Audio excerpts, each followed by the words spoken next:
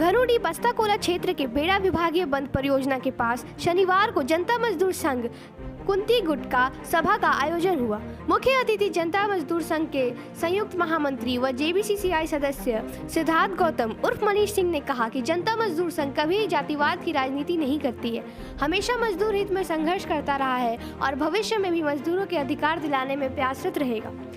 मनीष सिंह ने कहा कि कोयलांचल के मजदूर का विश्वास टूटने नहीं देंगे। मजदूर व कर्मियों की समस्या का समाधान हर हाल में होगा।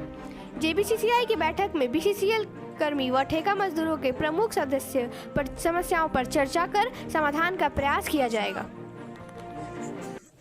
उसके बाद अभी आपका जो यहाँ पर स्वागत समारोह था, इस बीच में जनता का बहुत आपका यहाँ के कार्मिक लोग को अपेक्षा है आपसे और आपके साथ मिले भी हैं और उसी तहत आपने परियोजना का भी निरीक्षण किया। यहाँ का लोगों का आरोप है कि 1 लाख टन का टारगेट दिया गया था, उत्पादन भी किए, उसके बाद भी प्रबंधन साजिश के तहत बंद कर दिया। तो इस पर सर आपका अभी मैंने जेबीसीसी का सदस्य होने के नाते मजदूर के लिए आप कौन सा कदम अभी उठा रहे हैं, क्या इन लोग को मैंने ये होगा, थोड़ा सा कुछ विस्तार में आप बता दें।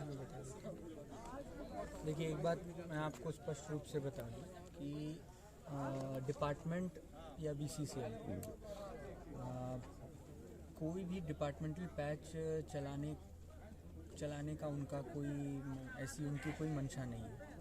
वो चाहते हैं पूरे बीसीसीएल को प्राइवेटाइज करना।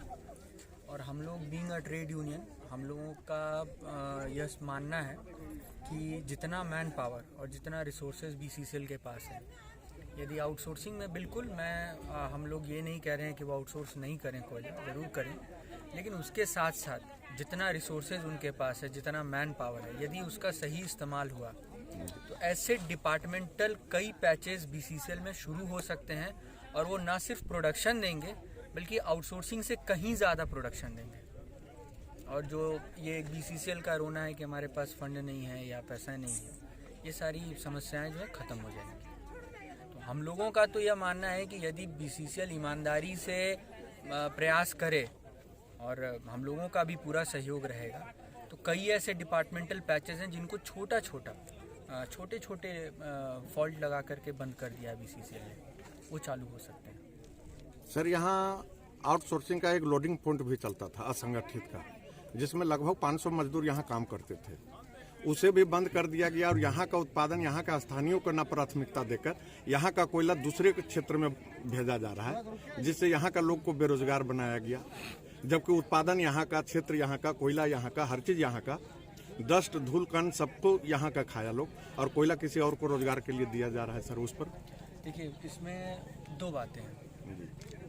पहली बात ये कि बीसीसीएल ने ये जो पैटर्न है, ये जो काम है, ये बीसीसीएल पूरे बीसीसीएल के जितने भी एरियाज़ हैं उसमें यह काम बीसीसीएल ने यह जो काम है ये करना शुरू किया है। और ना सिर्फ इस जगह की बल्कि बीसीसीएल के अन्य एरिया में भी जहाँ पर ऐसे मजदूर हैं जो कोयला लोडिंग के ऊपर आश्रित थे, उनके नियोजन को ख़त्म किया है। इवन जो सेल पिकर थे उनके नियोजन को ख़त्म किया, उनका पेमेंट ख़त्म किया। तो धीरे धीरे बीसीसीएल इन सब चीज़ों को अपनी डिक्शनरी से मिटाता चला जा रहा है।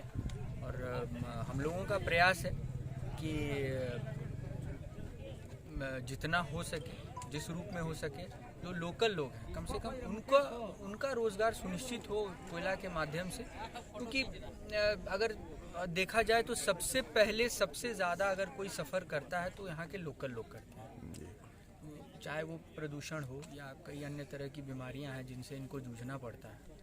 तो मुझे लगता है कि इतनी तो इनकी भागीदारी होना चाहिए। जैसे बीसीसीएल या सीआईएल स्टेक होल्डर्स को पैसे देते हैं, तो ये भी तो हमारे स्टेक होल्डर्स हैं, जो यहाँ के लोकलाइट्स हैं, जो उस कोयलेरी के लोकलाइट्स हैं, वो भी तो सीआईएल के स्टेक होल्डर्स हैं।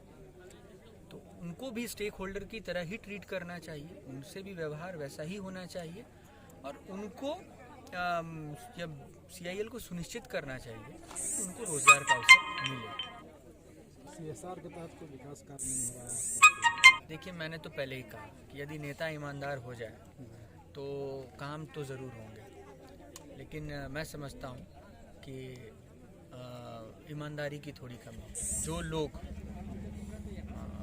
मजदूरों का प्रतिनिधित्व करते हैं, यदि अपने काम के प्रति ईमानदार हो जाएं तो मुझे लगता है डिपार्टमेंट जो है वो काम नहीं चाहते हुए भी उसे करना ही पड़ेगा। लोगों को समस्या पता है। बिल्कुल।